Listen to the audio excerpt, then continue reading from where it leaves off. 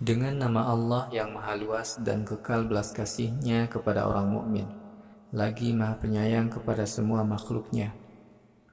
Wahai Muhammad, Allah mendengar perkataan perempuan yang mendebat kamu dalam perkara perempuan itu dengan suaminya. Perempuan itu mengadu kepada Allah. Allah mendengar pembicaraan kamu berdua. Sungguh Allah Maha mendengar lagi Maha melihat. Wahai para suami mukmin, jika sebagian kalian menzihar, yaitu mengatakan kepada istrinya, engkau sama dengan ibuku, perkataan itu adalah dusta. Istri itu bukanlah ibunya. Sebenarnya ibu laki-laki itu adalah perempuan yang telah melahirkannya. Sungguh perkataan yang diucapkan oleh laki-laki itu sangat tercela dan dusta. Sungguh Allah Maha Pemaaf lagi Maha Pengampun. Para suami yang menzihar istrinya kemudian mencabut ucapannya, maka suami itu wajib membebaskan seorang budak sebelum suami istri itu bersebadan. Demikian itulah nasihat yang diberikan oleh Allah kepada kalian. Allah Maha mengetahui apa saja yang kalian lakukan. Apabila suami itu tidak mendapatkan budak, maka ia wajib berpuasa 2 bulan berturut-turut sebelum bersebadan dengan istrinya. Apabila ia tidak sanggup, maka ia wajib memberi makan 60 orang miskin. Ketetapan ini untuk memelihara keimanan kalian kepada Allah dan Rasul-Nya. Begitulah ketetapan Allah. Bagi orang-orang yang mengingkari hukum zihar ini akan memperoleh azab yang pedih di akhirat. Orang-orang yang menentang Allah dan Rasul-Nya pasti akan dihinakan oleh Allah, sebagaimana orang-orang Yahudi dan Nasrani sebelum mereka. Kami telah menurunkan beberapa mukjizat yang jelas. Orang-orang yang menentang Allah dan Rasul-Nya akan mendapatkan azab yang menghinakan dirinya di akhirat. Pada hari kiamat, Allah menghidupkan kembali semua orang yang telah mati. Allah jelaskan kepada mereka apa yang telah mereka lakukan di dunia dahulu. Allah mencatat amal mereka, sekalipun manusia telah melupakan perbuatannya itu. Allah Maha menyaksikan apa saja yang dilakukan manusia di dunia. Wahai Muhammad, apakah engkau tidak memperhatikan bahwa Allah mengetahui apa saja yang ada di langit dan yang ada di bumi? 3 orang yang mengadakan pembicaraan rahasia, pasti Allah menjadi yang keempatnya. 5 orang yang mengadakan pembicaraan rahasia, pasti Allah menjadi yang keenamnya. Kalau jumlah orang yang mengadakan pembicaraan rahasia kurang atau lebih dari itu, pasti Allah selalu bersama mereka dimanapun mereka berada. Pada hari kiamat kelak, Allah akan menerangkan kepada mereka apa saja yang mereka bicarakan. Sungguh Allah Maha mengetahui semua pembicaraan rahasia manusia.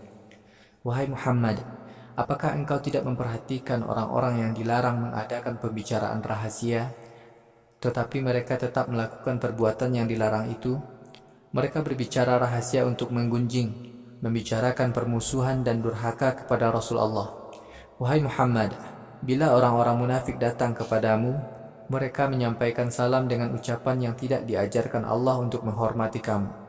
Orang-orang munafik berkata dalam hati mereka, mengapa Allah tidak mengazab kami karena ucapan salam kami kepada Rasulnya itu? Cukuplah jahanam bagi mereka. Orang-orang munafik akan memasukinya. Neraka jahanam menjadi tempat tinggal yang sangat buruk bagi mereka. Wahai orang-orang beriman, jika kalian berbicara secara rahasia, janganlah kalian menggunjing, membicarakan permusuhan dan durhaka kepada Rasul Allah. Tetapi berbicaralah yang berisi ajakan berbuat baik dan menjauhi dosa. Taatlah kepada Allah. Pada hari kiamat kelak, kalian semua akan dikumpulkan di hadapan Allah. Berbicara secara rahasia untuk menggunjing itu hanyalah dari dorongan setan, untuk menjadikan hati orang-orang yang beriman sedih. Padahal berbicara secara rahasia untuk menggunjing tidak akan merugikan orang-orang beriman sedikit pun, kecuali dengan kehendak Allah. Orang-orang mukmin hendaklah bertawakal kepada Allah semata.